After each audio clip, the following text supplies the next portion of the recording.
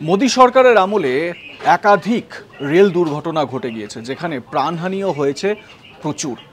মোদী সরকারের আমলে 600-রও বেশি রেল দুর্ঘটনা হয়েছে। কিন্তু জানেন কি, মোদির আগের যে সরকার ছিল, মানে ইউপিএ যে সরকার ছিল, যেখানে প্রধানমন্ত্রী ছিলেন মনমোহন সিং, তার আমলে অনেক বেশি রেল দুর্ঘটনা ঘটেছিল এবং যেখানে মৃত্যুর সংখ্যাটাও অনেক বেশি। আমি সেটাই আপনাদের সামনে ডেটাগুলো তুলে ধরব। ইউপিএ জামানায় 2004 থেকে 2014-র মধ্যে মোট রেল দুর্ঘটনা ঘটেছে 1711টি এবং এনডিএ জামানাতে, মানে 2014 থেকে 2023-এর হিসেব পর্যন্ত 638টি রেল দুর্ঘটনা ঘটেছে। যদিও সাম্প্রতিক যে রেল দুর্ঘটনাগুলো ঘটেছে, সেই রেল দুর্ঘটনাগুলো এর মধ্যে ইনক্লুড করা নেই।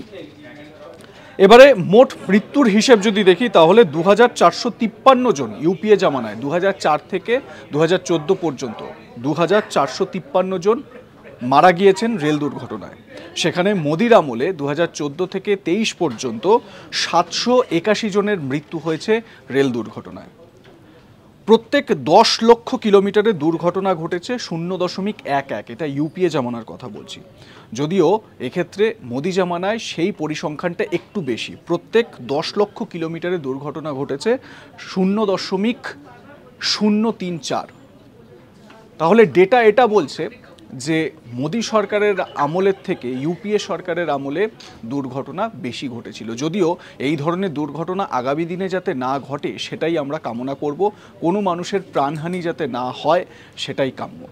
আপনাদের মতামত কি জানাতে ভুলবেন না কমেন্ট সেকশনে। দেখতে থাকুন আজ তাক বাংলা।